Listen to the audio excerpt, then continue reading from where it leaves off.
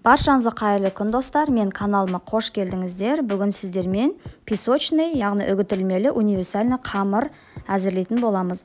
Бұл қамырмен кез келген дүниені жасай беруге болады. Тәтті пирогтар, тарталетки, самсалар, неше түрлі выпечкаларды пісіре беруге болады. Видеоны соңына дейін көріп, менімен бірге әзірлеп көріңіздер. Осындай керемет дәмді хит рецепттерімді жіберіп алмас үшін арнама тіркеліп қоңыраушаны басып қойды ұмытпаңыздар. Ең алдымен електен өткізіп алған ұнымыздың үстіне бөлме температурасындағы сары май, не болмаса 70% маргаринді қолдануға болады. Ұнымыз бен майымызды біріктіріп, крошка дайындаймыз.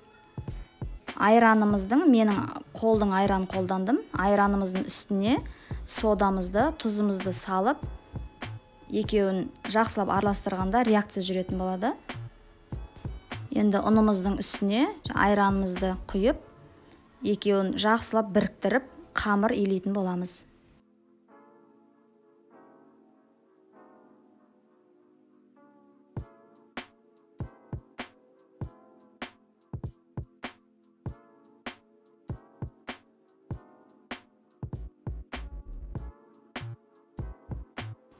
Міне бізде осындай жұмсақ, нәп-нәзік қамыр шығатын болады.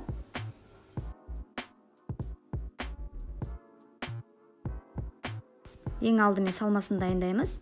Фаршымыздың үстіне пияз, картошка, тұз, бұрышты салып, жақсылап араластырып қоямыз.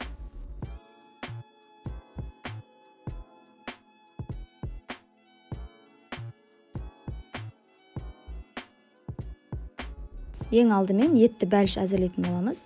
Ол үшін қамырымызды бір бөлігін кішкентай, бір бөлігін үлкендеу етіп бөліп аламыз. Қалған қамырды пакетке салып қойып қоямыз.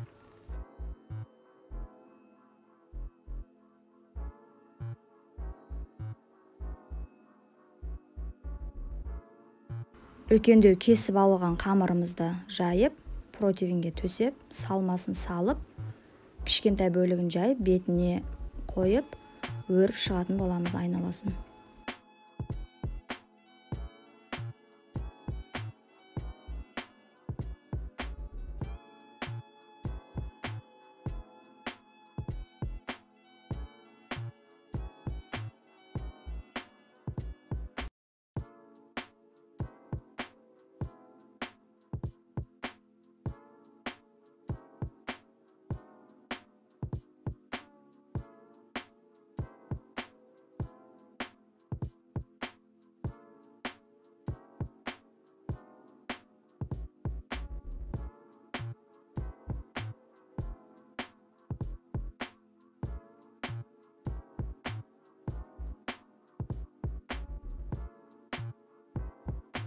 Алдын ала қызып тұрған 180 градуста 35-40 минут пісіріп алатын боламыз.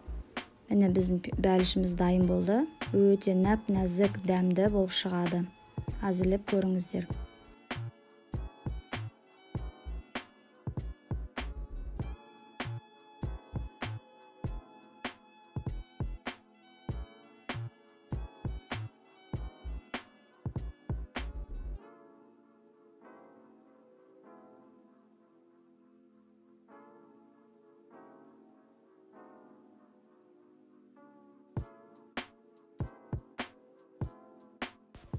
Екінші әзірлейтініміз ол самса минутка.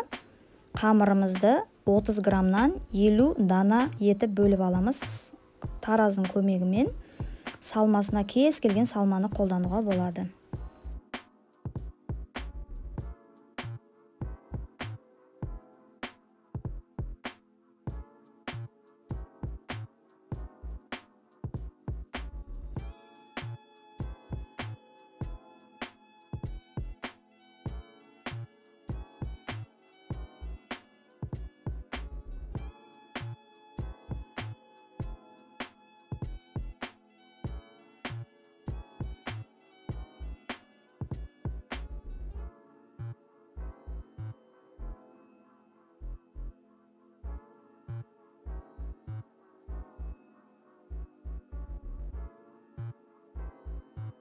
Самсамызды алдын ала қызып тұрған 180 градуста 35-40 минутта пісіп шығады. Міне бізде осындай нәп-нәзік жұмсақ самса минутка дайын болды.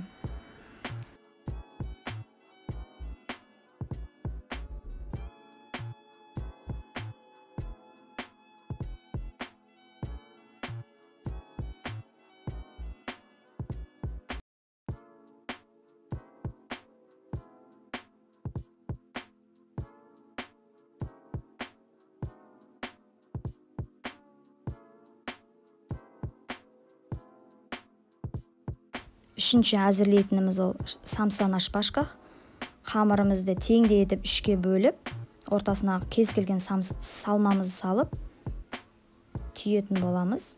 Жақсылап түйіңіздер, қатты түйілмесе су шығып кетеді. Және ортасына қолданатын міне шпажканың көмегімен осылай тесіп, үшеуін бірге біріктіреміз. Алдын ала қызып тұрған 180 градуста 40-45 минутта пісіп шығады. Видеоны соңына дейін көрген болсаңыздар, видеома лайк басып, қоңыраушаны басуды ұмытпаңыздар. Және де сіздерден өтінерім, комментарий қалдыруды сіздерден сұраймын. Алдыңғы уақытта түрлі рецептерімді жіберіп алмас үшін арнама тіркеліп, қоңыраушаны басуды ұмытпаңыздар. Сіздермен бірге болған Бауырсақ Фуд. Ас болсын.